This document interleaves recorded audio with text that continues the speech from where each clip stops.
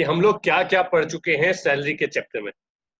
तो हम लोगों ने पढ़ा था कि सैलरी के चैप्टर में हम 3 सेक्शनों के बारे में पढ़ेंगे, सेक्शन 15, 16, 17।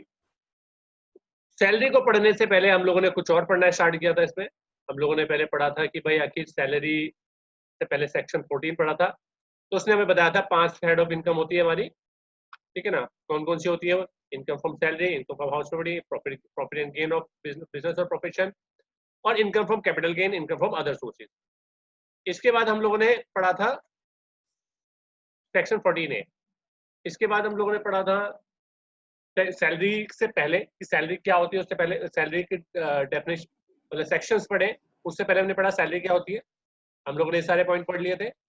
इसके बाद हम लोगों ने देखा था सेक्शन 15 क्या बताता है, 16 क्या करता है, 17 क्या बताता है, फिर हम लोगों ने देख लिया था 15 में क्या चीज होनी चाहिए, वो हम लोगों ने डिटेलिंग उसकी पढ़ ली थी कि सेक्शन 15 क्या बोलता है, चार्जिंग सेक्शन है। 16 क्या बोलता है, डिडक्शन सेक्शन है, वो क्या कौन कौन सी डिडक्शन हमारी सैलरी में मिल सकती है, वो हम लोगों ने पढ़ लिया था। सेक्शन 17 हम पढ़ रहे थे बड़ी डिटेल में, जिसमें हमने सैलरी की डेफिनेशन पढ़ की थी और प्रॉफिट लॉस की डेफिनेशन पढ़ ली थी। अब डिटेलिंग में आ गए थे हम लोग। पहले हमने सैलरी की डेफिनेशन पढ़ी थी कि कितने तरीके की होती है। उसके बाद हम लोगों ने पढ़ा था कि आखिर अलाउंसेस कितने तरीके के होते हैं, फुल्ली टैक्सेबल, पार्टली और इसके बाद डेफिनेशन ऑफ प्रॉफिट हम लोगों ने पढ़े थे। डेफिनेशन ऑफ परक्यूशन पढ़ी थी, फिर उसके बाद definition of profit in लिeu of salary पढ़ा था हम लोगों ने। फिर उसके बाद अलाउंसेस हम पढ़ने स्टार्ट कर रहे थे। फुल्ली टैक्सेबल पढ़ने की जरूरत नहीं है, वो आपकी सैलरी में जो भी मिल रहा है वो तो पूरा टैक्सेबल होगा। पार्टली टैक्सेबल जो होंगे वो अलाउंसेस हम पढ़ने की कुछ पढ़ रहे थे और पढ़ चुके थे। फुल्ली टैक्सेबल होते, फुल्ली एग्जेम्प्टेड जो होते हैं वो आपकी सैलरी में जुड़ते नहीं, तो इसे पढ़ने की जरूरत नहीं है। तो हम लोगों ने पढ़ा था पहला पार्टली टैक्सेबल में HRA का केस, इसका एग्जाम्पल भी कर लिया था। इसके बाद हम लोगों ने एजुकेशन अलाउंसेस पढ़ा था। फिर इसके बाद हम लोगों ने अब रिटायरमेंट बेनिफिट्स आ गए थे। रिटायरमेंट बेनिफिट्स में पहला पढ़ लिया था कम्युनिटी पेंशन क्या होती है वो, और उसमें कितना एग्जेम्पशन मिल सकता है।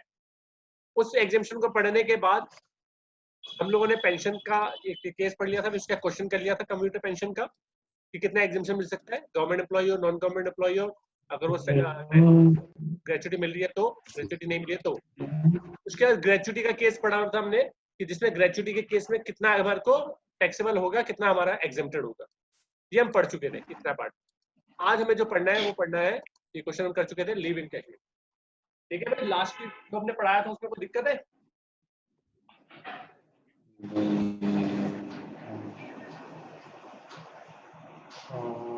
चलो आगे देखते हैं। ठीक है, आगे बेसिकली देखते हैं हम लोग आगे क्या करने वाले हैं। हम करने वाले हैं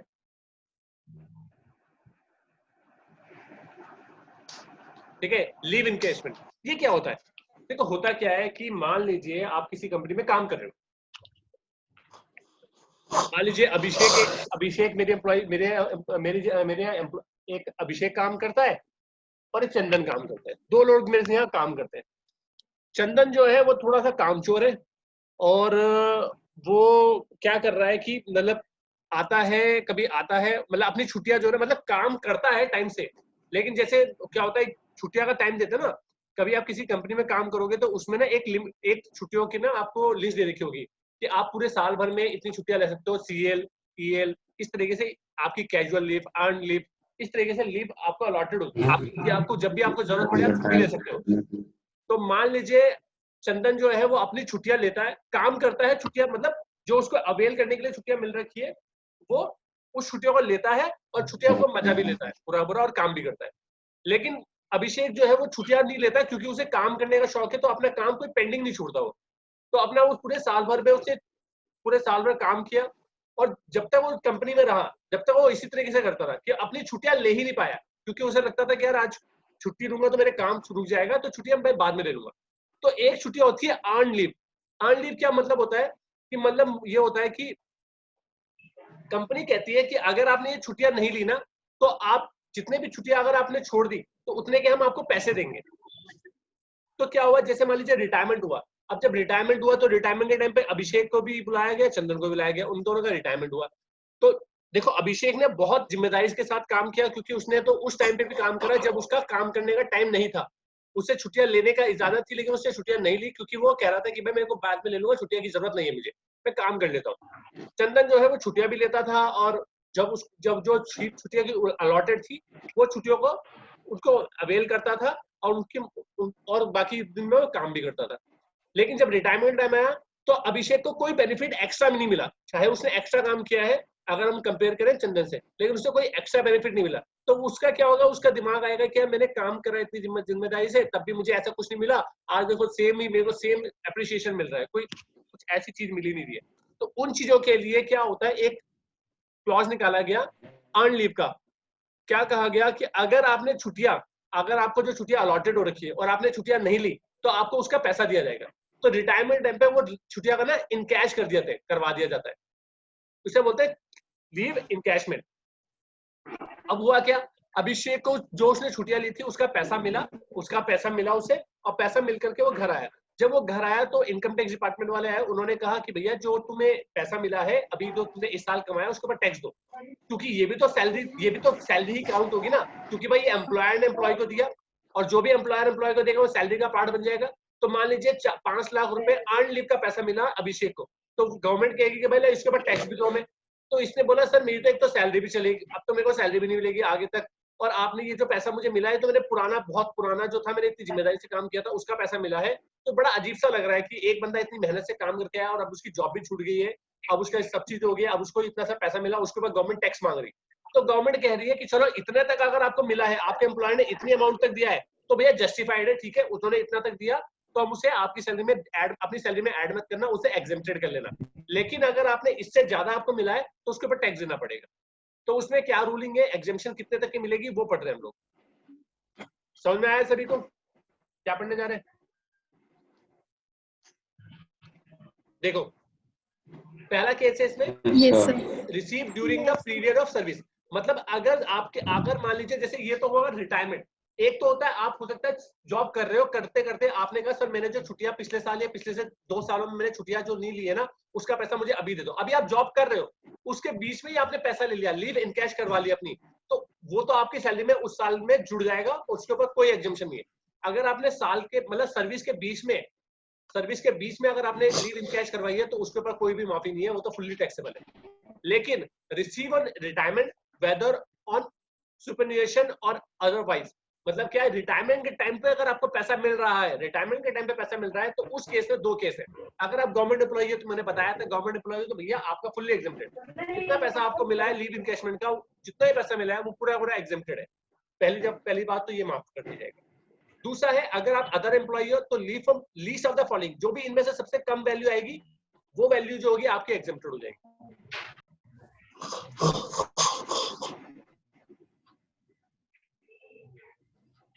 ठीक है, या तो 3 लाख रुपए, या लीव सैलरी एक्चुअली रिसीव, या तो जितना मिला वो वैल्यू, या 10 month salary on the basis of the average salary of last 10 month preceding retirement. जब उसका रिटायरमेंट हुआ है उससे 10 महीने की जो सैलरी है उसे जोड़ो, डिवाइड बाय 10 कर दो, वो वाली वैल्यू आ जाएगी।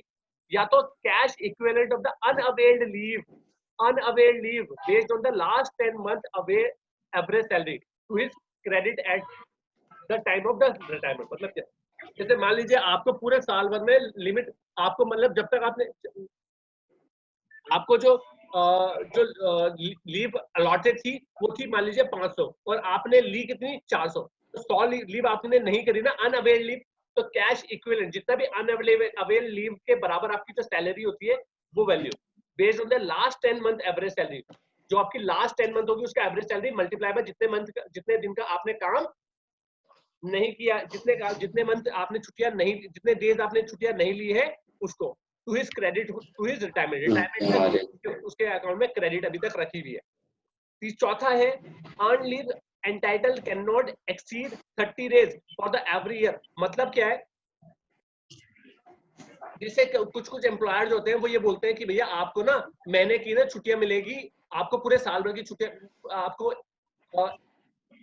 आपको हर साल में 40 दिन की छुट्टियां अलॉटेड है कि आप 40 दिन की छुट्टी कर सकते हो। लेकिन गवर्नमेंट ने कहा है कि हमारे अनुसार आप 30 दिन की छुट्टियां दे सकते हो, आप किसी को कितनी भी दिन की छुट्टी मांगो, लेकिन हम ये कंसीडर करेंगे कि आप 30 दिन से ज्यादा किसी की छुट्टियां नहीं दे सकते, उसके बेसिस पे हम ये कैलकुलेशन निकालेंगे।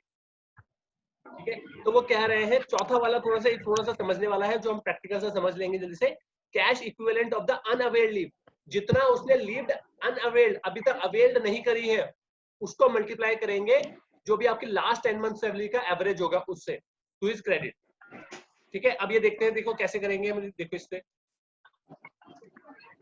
इसको फिर से एक बार समझते हैं। अगर गवर्नमेंट एम्प्लॉई हो तो 10% 100% एग्जेम्प्टेड, या अगर गवर्नमेंट एम्प्लॉई हो तो 4 केस देखेंगे, एक्चुअल अमाउंट 3 लाख, या अर्न लीव सैलरी जितना भी आपने अर्न करी है वो, जितनी भी आपने सैलरी अर्न लीव सैलरी जितनी मिली है आपको एक्चुअल, ठीक है ना, तो मैंने अभी बताया था उसमें केस, या 10 मंथ एवरेज सैलरी। ये 4 केस हम देखेंगे, जो भी सबसे लीस्ट वैल्यू आएगी वो।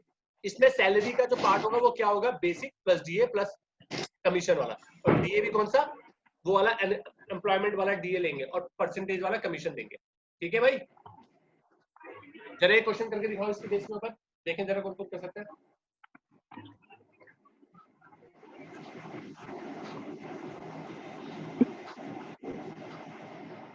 जल्दी से करो।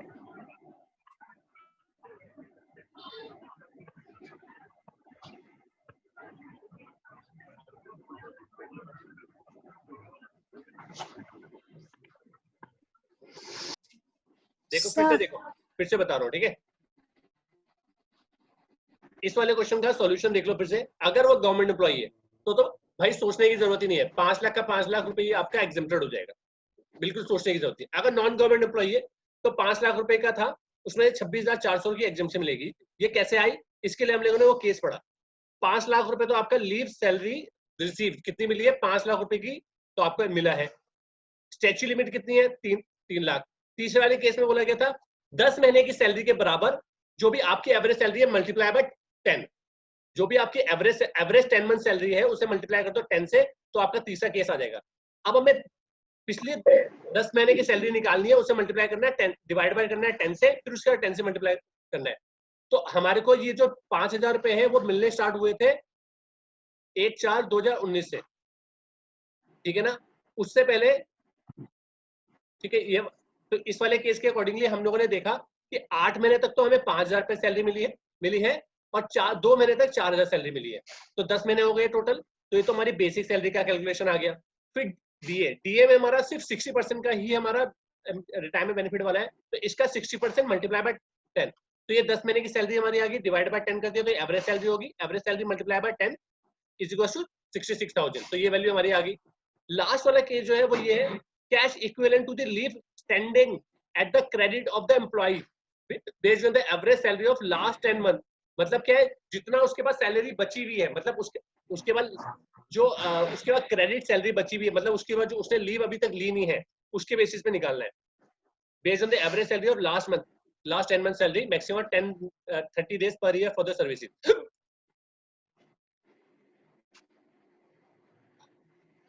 ठीक है, देखो इसमें कैसे निकलेगा, leave due is equal to leave allotted minus leave taken. तो लीव अलॉटेड में से लीव टेकन माइनस कर दो तो हमें पता चल जाएगा कि आखिर लीव कितनी बची, आपको अलाउड कितनी करी और आपने कितनी ले ली, उसमें से माइनस कर लेंगे तो हमें पता चल जाएगा ना कि आखिर कितनी लीव आपने पूरे साल भर में नहीं ली, तो आपकी लीव ड्यू कितनी है, मल्टीप्लाई कर देंगे 10 महीने की एवरेज सैलरी से। तो ये कैसे आएगा, 30 days, एक साल में 30 दिन की छुट्टी ले सकते हैं, और हमने सर्विस एक साल में 30 दिन की छुट्टी ले सकते हैं, और हमने सर्विस कितने टाइम करी है, 20 साल। 20 साल 10 महीने करिए तो हम पूरे कंप्लीटेड ईयर को ही देख लेते हैं, तो 20 साल करिए तो 30 मल्टीप्लाई 20, तो हमारे आ जाएगा 600 आ जाएगी ना। 600 में से हमारे को अलॉटेड कितनी थी, 600, हम 600 छुट्टियां ले सकते थे, लेकिन हमने ली कितनी, हमने छुट्टियां कितनी दी 480, तो इसका मतलब हमारी छुट्टियां बच गई 120 छुट्टियां बच गई जो हमने अभी तक ली नहीं है। ये समझ में आया, मतलब हमारी 120 छुट्टियां बची हुई है जो हमने नहीं ली है अभी तक। तो अब इसका फॉर्मूला क्या बनेगा, leave due divide by 30, leave due days है ना मेरे, ये डेज है, अब इसे महीने में कन्वर्ट करना पड़ेगा भाई, ये डेज हमें महीने में कन्वर्ट करना पड़ेगा ना, 120 कितने महीने में कन्वर्ट होगा, तो उसे डिवाइड बाय 30 कर देंगे तो क्या होगा, महीने में कन्वर्ट हो जाएगा हमारा। फिर multiply by average salary, average salary तो हमने निकाली थी वाली 10 मंथ की एवरेज सैलरी, मल्टीप्लाई बाय जो हमारा महीने आए हैं, महीने को मल्टीप्लाई कर दिया हमने एवरेज सैलरी से, तो हमारी वैल्यू आ गई 26,400।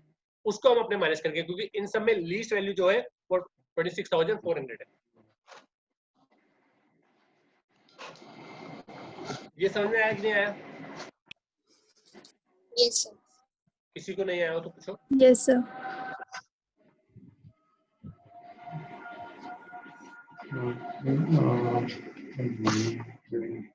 कोई और जो जिसको ना समझ में आया?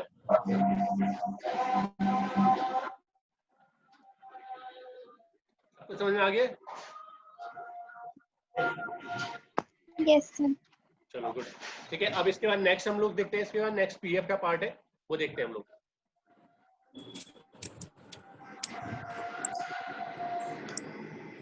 ठीक है, एक मिनट रुकना।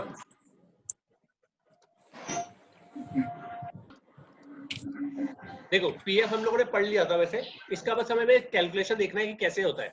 हमने पढ़ा था आरपीएफ कितने तरीके होते हैं, आरपीएफ, यूआरपीएफ, एसपीएफ और पीपीएफ, ये 4 तरह के पीएफ हमने पढ़ लिए थे और डिटेलिंग में पढ़ लिए थे कि आखिर कौन सी वैल्यू में टैक्सेबल होगा। तो हमने भी पढ़ लिया था कि अगर जो भी एम्प्लॉयर कंट्रीब्यूट कर रहा है हमारे बिहाफ पर, वो अगर रिकॉग्नाइज प्रोविडेंट फंड है तो अमाउंट इन एक्सेस ऑफ, ठीक है, नॉट टैक्सेबल, पीपीएफ के अगेंस्ट में नॉट टैक्सेबल, फुल्ली टैक्सेबल और नॉट एप्लीकेबल।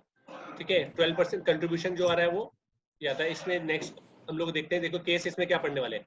एग्जेम्पशन कितने तक के मिल सकती है? Exemption of the accumulated balance of the has the employer rendering continuous service of at least 5 years with the employer. अगर 5 साल तक किसी कंपनी में किसी बंदे ने काम किया, उसके बाद उसे पीएफ मिल रहा है, तो अगर ये बात है यस है तो उसे उसकी सैलरी एग्जेम्प्टेड है। अगर उसको भी और उसका पीएफ जो है एग्जेम्प्टेड है।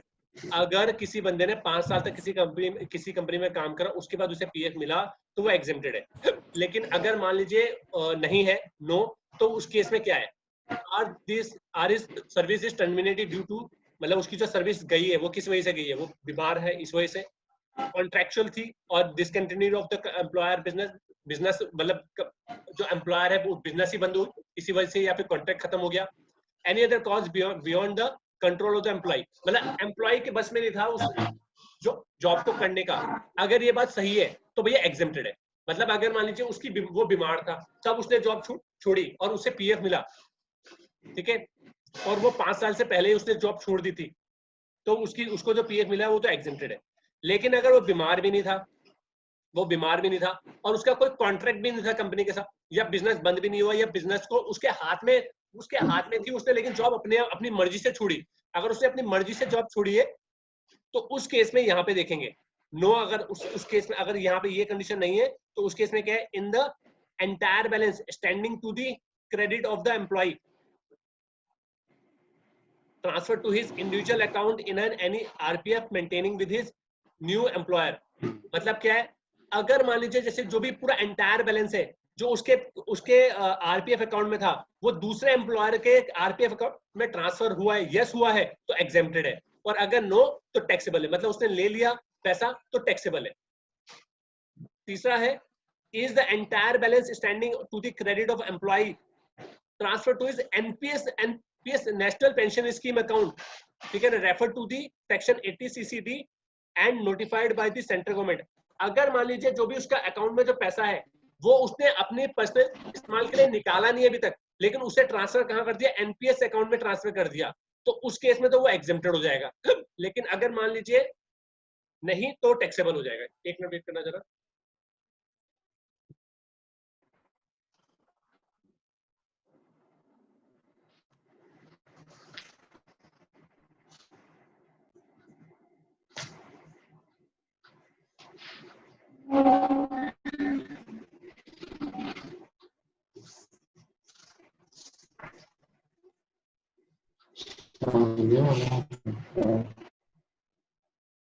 ठीक है, समझ में आया ये बात? अजी समझ में आया आप लोगों को? ये फिर से क्लियर कर लेता हूं। देखो एग्जेम्पशन लिमिट कब तक है, अगर किसी बंदे ने 5 साल तक किसी के यहाँ पे काम किया और उसके बाद उसे पीएफ मिला, तो उसको जो पीएफ मिला है वो एग्जेम्प्टेड है, एम्प्लॉय की बात हो रही है। लेकिन अगर उसने 5 साल से पहले ही अपना पीएफ विड्रॉ किया और वो वजह ये थी कि भाई वो बीमार था, या उसका कॉन्ट्रैक्ट खत्म हो गया, या बिजनेस बंद हो गया वो, या उसके हाथ में नहीं था, वो जॉब छूटनी थी, तो भी एग्जेम्प्टेड है। लेकिन नहीं, तो उस केस में बोला गया कि भैया अगर जो उसके अकाउंट में जो पैसा आया है वो उसने दूसरा जो भी आरपीएफ अकाउंट होगा दूसरी कंपनी में जो ज्वाइन करा उस अकाउंट में ट्रांसफर कर दिया तो एग्जेम्प्टेड है, नहीं तो टैक्सेबल है। नहीं तो अगर उसने एनपीएस अकाउंट में ट्रांसफर करा तो भी एग्जेम्प्टेड है, नहीं तो फिर टैक्सेबल है। तो ये केस हम लोगों ने पढ़ लिया था। ये है where the accumulated balance in recognized provident fund become taxable, the taxpayer is not in each of their year would be computed as if it is fund has been an unrecognized provident and refer to the। अब इसका एक case करते हैं, देखो तो आपको समझ में आएगा। ठीक है, नोट है इसमें, if after termination of its employment with one employer the employee obtaining employment under another employer then only so much of the accumulated balance in his provident fund account will be exempted। मतलब अगर उसने एक account से एक जगह से छोड़ा, दूसरी जगह पे ज्वाइन कर लिया और उसका वो अकाउंट वहां पे उसका पैसा वहां ट्रांसफर हो गया, तो वो exempted है, which is transferred to his individual account in the recognized provident fund maintaining by the new employer। In such a case, for exemption of the payment of accumulated balance by the new employer, the period of services with the former employer shall also be taken into account for the computing the period of 5 years continuing services। तो इसमें ये case बता दिया गया है। इसमें बोला गया amount receive in maturity of, अगर अनरिकॉग्नाइज्ड प्रोविडेंट फंड है तो उसके लिए बोला गया employ contribution is not taxable. जो एम्प्लॉय ने अपनी जेब से कंट्रीब्यूट करा है वो टैक्सेबल नहीं होगा। Interest on employ contribution in taxable under income tax, income from other sources, जो भी एम्प्लॉय ने कंट्रीब्यूट करा है, इंटरेस्ट जो उसका मिला है इनकम इसकी कंट्रीब्यूशन एम्प्लॉय के कंट्रीब्यूशन पे, वो टैक्सेबल होगा इनकम फ्रॉम अदर सोर्सेज में। और एम्प्लॉयर ने कंट्रीब्यूशन करा ये इंटरेस्ट आया है वो टैक्सेबल होगा सैलरी के हेड में, अनरिकॉग्नाइज्ड प्रोविडेंट फंड के केस में। अब एक केस करते हैं। केस क्या बोल रहा है, ए रिटायर्ड हुआ एक सर्विस से December 31, 2019 को, after 25 years of services, following are the particular of his income investment for the previous year 2019-20। Basic पे was at the rate 60,000 per month for 9 month. 9 month के लिए उसे बेसिक पे जो मिल रही थी वो ये मिल रही थी, जो की वैल्यू होगी उसकी 1,40,000 DNS अनाउंस पे मिला उसे 50% पे form part of the retirement benefit 8,000 per month for the 9 months, which is 72,000। Lump sum payment receive from the unrecognised provident fund में उसे 6 लाख रुपए मिले और उसने डिपॉजिट कर दिया पीपीएफ अकाउंट में 40,000 रुपए। Out of amount receive from the unrecognised fund, मतलब जो इसे अनरिकॉग्नाइज्ड प्रोविडेंट फंड में 6 लाख रुपए जो मिले हैं, द एम्प्लॉयर कंट्रीब्यूटेड वाज 2,22,000। इस 6 लाख रुपए में 2,20,000 रुपए तो किसके कंट्रीब्यूशन है, वो एम्प्लॉयर का कंट्रीब्यूशन है जो उसने एम्प्लॉयर ने कंट्रीब्यूट किया था। And the interest there is 50,000, मतलब 2,20,000 पे तो 2,20,000 तो एम्प्लॉयर का कंट्रीब्यूशन है और जो उसके ऊपर इंटरेस्ट मिला है वो 40,000 रुपए 50,000 रुपए सॉरी, और जो एम्प्लॉइज का कंट्रीब्यूशन है वो 2,40,000 70,000 रुपए हो गया और इंटरेस्ट जो हो गया उसके ऊपर 60,000 रुपए हो गया। कोई दिक्कत आ रही है अभी? समझ आ रहा है? ठीक है, मतलब ये जो 6 लाख रुपए मिले हैं, इस 6 लाख रुपए में एम्प्लॉयर का जो कंट्रीब्यूशन है वो 2,20,000, उसके ऊपर जो इंटरेस्ट मिला है 50,000 रुपए, एम्प्लॉय का कंट्रीब्यूशन है 2,70,000 जिसपे इंटरेस्ट मिला है 60,000 रुपए। What is the taxable portion of the amount receive from the unrecognised provident fund in the hands of A. A के हैंड में जो ये पैसा 6 लाख रुपए मिले हैं, इसमें से कितना एग्जेम्प्टेड होगा और कितना टैक्सेबल होगा इसके हैंड में, वो हमें कैलकुलेशन निकालनी है। तो इसको देखते हैं, देखो कैसे निकालेंगे। 2,20,000 रुपए और जो इंटरेस्ट मिला है वो 2,40,000 रुपए 2,70,000 रुपए ये हो गया total amount taxable under the hand of income from other sources. जैसे भी हम लोगों ने पढ़ा था अनरिकॉग्नाइज्ड प्रोविडेंट फंड के केस में हम लोगों ने पढ़ा था, जो भी एम्प्लॉयर का जो भी हमारा एम्प्लॉयर का कंट्रीब्यूशन होगा या उसका इंटरेस्ट होगा वो ये 2,70,000 रुपए तो टैक्सेबल होंगे किस हैंड में, ये इनकम फ्रॉम अदर सोर्सेज में ए के हैंड में टैक्सेबल होंगे। और जो इंटरेस्ट मिला है एम्प्लॉय का, जो उसका कंट्रीब्यूशन है, एम्प्लॉय का जो कंट्रीब्यूशन है उसके ऊपर तो कोई टैक्स नहीं लगेगा, दैट इज अमाउंट ऑफ 2,70,000। जो एम्प्लॉय का कंट्रीब्यूशन है 2,70,000 रुपए उसके ऊपर तो कोई टैक्स लगेगा नहीं, लेकिन जो 60,000 रुपए है इंटरेस्ट जो उसके ऊपर मिला है वो जो टैक्सेबल होगा वो कहां पर होगा, taxable amount from the amount receive from the fund 3,30,000 ये हमारे टैक्सेबल हो जाएंगे। Since the employ is not eligible for the deduction under section 80C for the contribution of URPF at the time of such contribution, the employee share received from the URPF is not taxable at the time of withdrawal as their amount has already been taxed on as his salaried income। ये हम लोगों ने पढ़ा था क्योंकि अब उसे क्योंकि जो उसकी ये वाला जो पार्ट होगा वो सैलरी जब उसे मिल रही थी उसी टाइम पे टैक्सेबल होता जा रहा होगा, तो इसके लिए अब वो हमारी टैक्सेबल इनकम में जुड़ेगा नहीं। लेकिन उन्होंने बोला where your answer be any different if the fund mentioned above were recognized holding। अगर आरपीएफ का केस होता तो क्या होता, since the fund is recognized one and the maturity is taken place after the service of 25 years, the entire amount received on the maturity on RPF would be fully exempted. मैंने आपको पढ़ाया था, अगर आप RPF वाला case याद करना, आप लोगों को जो नोट्स लिखवाए थे उसमें उस वाले लेक्चर को देखना है, इस वाले को पढ़ने के लिए भाई उस वाली क्लास को पढ़ना, बड़ा डिटेल में बताया था कौन कौन से पार्ट टैक्सेबल होंगे, कौन कौन से टैक्सेबल नहीं होंगे। तो जो लमसम मिला है, अगर रिकॉग्नाइज प्रोविडेंट फंड है और आपको जो भी पैसा मिला है वो पूरा पूरा एग्जेम्प्टेड होता है, पूरा पूरा एग्जेम्प्टेड होता है। लेकिन you are unrecognised provident fund में मैंने आपको बताया था कौन कौन सा पार्ट जो होता है वो टैक्सेबल होता है, कौन कौन सा पार्ट टैक्सेबल नहीं होता है, और वो किस किस हेड में टैक्सेबल होता है, वो मैंने आपको बड़ा डिटेल में पढ़ाया था। आप एक बार उसे वीडियो को जरूर देख लीजिएगा, ठीक है। Hello hello, Yes, sir. ठीक है। आप Yes, sir. एक काम करिए, जल्दी से ये क्वेश्चन लिख लीजिए। ये क्वेश्चन अब कंप्लीट है। आपको क्या निकालना है इसमें, इस बंदे की जो मिस्टर बी है, इस बंदे को ये पैसा मिलता है, आपको ये निकालना है कि उसको जो टैक्स देना होगा वो कितनी वैल्यू के ऊपर टैक्स देना होगा। उसकी ग्रॉस सैलरी बतानी पड़ेगी कि उसकी ग्रॉस सैलरी कितनी है। ये आप करके रखोगे, कल मैं चेक करूंगा आपको, ठीक है। आपको ये देखना है कि बेसिक सैलरी पूरा पूरा टैक्सेबल होगा, ईयरली बेसिस पे निकालना है, ठीक है। डीए टैक्सेबल होगा, कमीशन टैक्सेबल होगा, बोनस ग्रेचुइटी का कितना एग्जेम्पशन माइनस करने के बाद उसका जो वैल्यू ऐड होगी वो सैलरी में ऐड करना। हिज ओन कंट्रीब्यूशन आरपीएफ वाला केस अब पढ़ लेना, वो रूल पढ़ लेना, उसके बाद आ जाना इसमें देख लेना, इंटरेस्ट का केस पढ़ लेना। ये वाला क्वेश्चन आपको करके रखना है, कल मैं आपको चेक करूंगा ये, ठीक है। Okay, sir.